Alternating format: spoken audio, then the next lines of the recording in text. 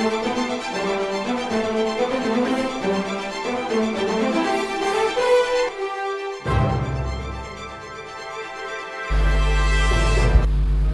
assalamualaikum warahmatullahi wabarakatuh. Saudara, di mana saja Anda berada, selamat jumpa kembali dengan channel Gerbang 7 Tangsel ini.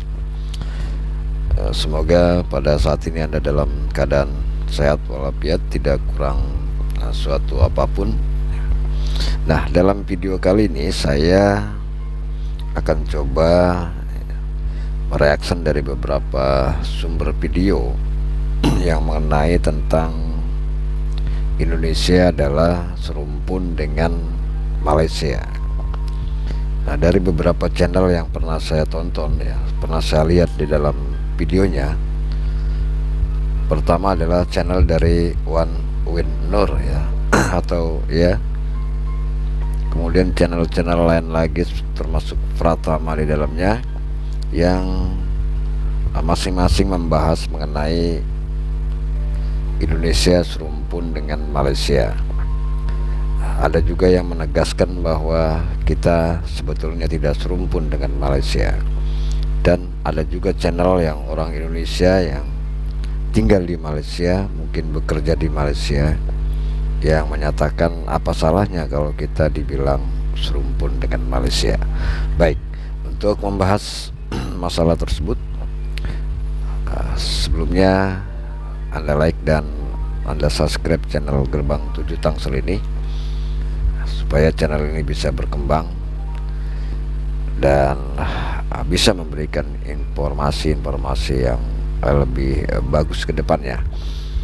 Baik, saudara, saya akan jelaskan dulu mengenai tentang serumpun dalam KBBI. Itu adalah sekumpulan atau sekelompok, ya,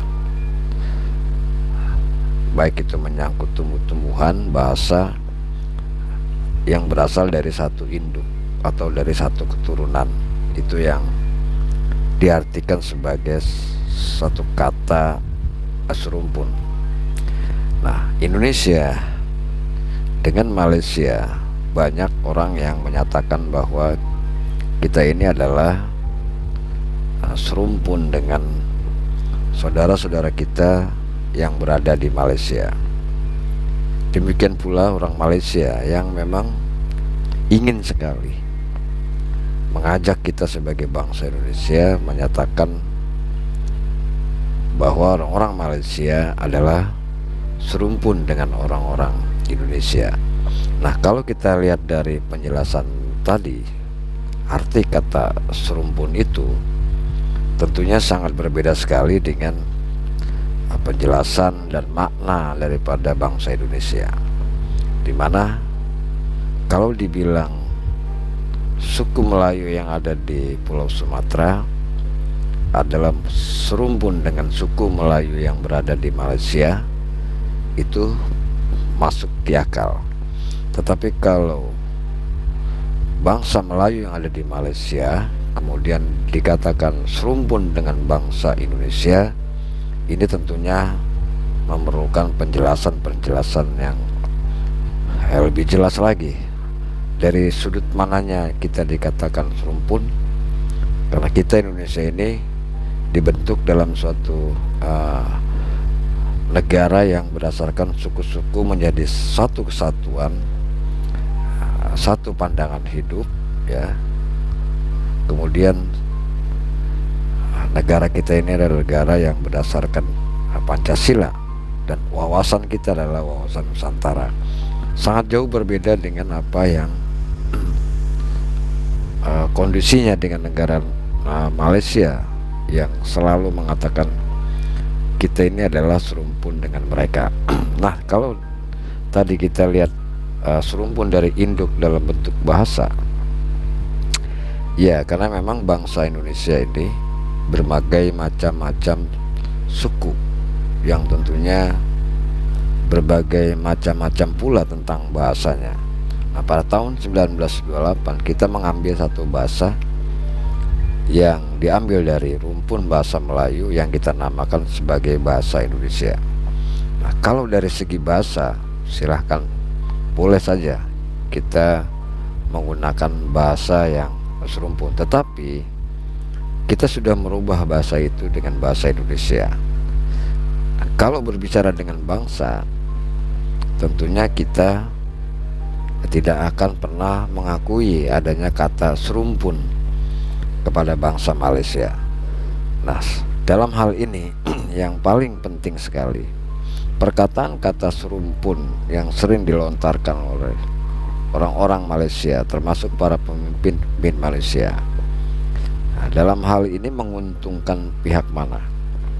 Nah, kalau kita lihat lagi beberapa konflik yang terjadi antara Indonesia dengan Malaysia, terutama dalam perebutan pulau Sibatan dan Ligitan, yang kemudian Malaysia yang mengaku serumpun dengan Indonesia ini ngotot, sangat ngotot sekali menyatakan bahwa pulau tersebut adalah pulau kepunyaan Malaysia, sehingga mereka sampai mengajukan gugatan ke Mahkamah Internasional.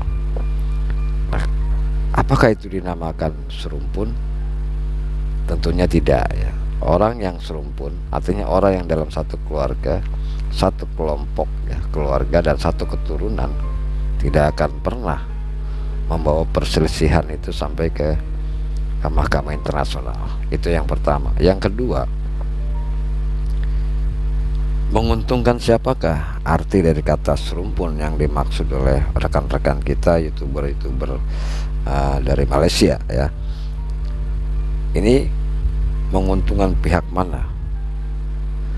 Nah, bila kata serumpun ini seluruh bangsa Indonesia kemudian mengiyakan, tentunya banyak hal-hal negatif yang kita dapat sebagai bangsa yang besar ini, bangsa Indonesia yang besar ini. Yang pertama adalah dari segi bahasa Melayu, yang memang bahasa Indonesia berasal dari bahasa Melayu, tentunya sangat mudah bagi orang-orang Melayu di Malaysia untuk menyatakan juga bahwa bahasa Indonesia itu adalah bahasa Melayu.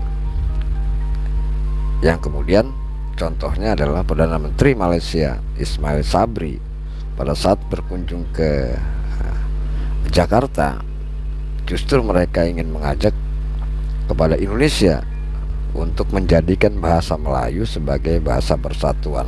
Itu salah satu contoh dari keuntungan yang didapat oleh Malaysia. Yang kedua, kebudayaan.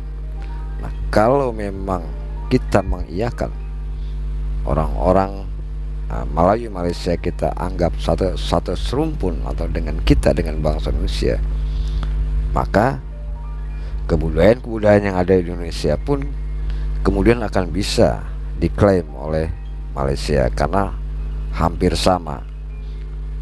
Orang Jawa contohnya batik Indonesia, kita sudah mendaftarkan batik Indonesia ke UNESCO, tapi kemudian belakangan Malaysia juga mendaftarkan batik Malaysia ke UNESCO dengan alasan bahwa di Malaysia juga ada batik. Nah, ini salah satu hal-hal yang menguntungkan pihak mereka dan merugikan pihak Indonesia.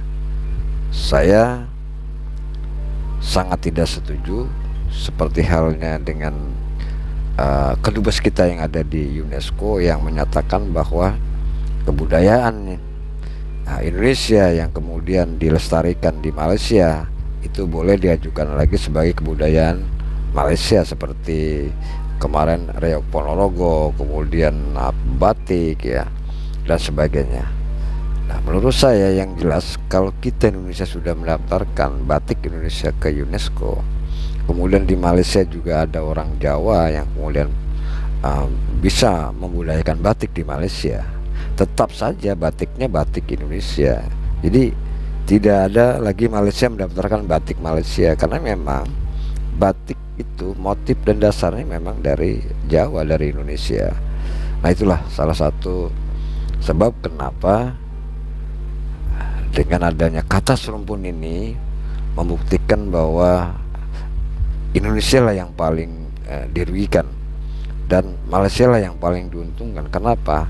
Karena pertama, mereka ingin merangkul kita, membesarkan nama Melayu mereka, dengan kita sebagai bangsa Indonesia yang kita sudah memakai bahasa Melayu, padahal cuma bahasa Melayu yang dipakai. Bangsanya itu berbeda-beda, berbeda-beda suku. Nah, itu salah satu tanggapan kami, dan saya juga ingin menanggapi satu YouTuber Indonesia yang pada saat ini kerja di Malaysia, yang menyatakan bahwa pernyataan Wan Win Nur tentang mari kita tolak pernyataan tentang Indonesia serumpun dengan Malaysia. Beliau menyatakan bahwa apa untungnya ya, kemudian apa permasalahannya kalau dikatakan serumpun kita menolak.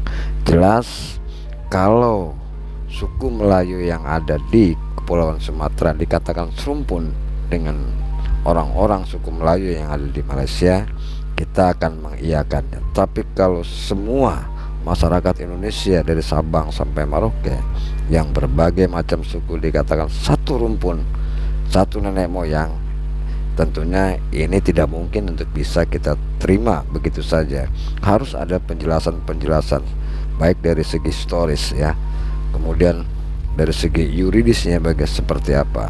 Seperti itu kira-kira dari pertanyaan-pertanyaan netizen yang telah menulis di Instagram saya tentang bagaimana kalau Indonesia dikatakan serumpun dengan Malaysia, lalu menguntungkan pihak mana.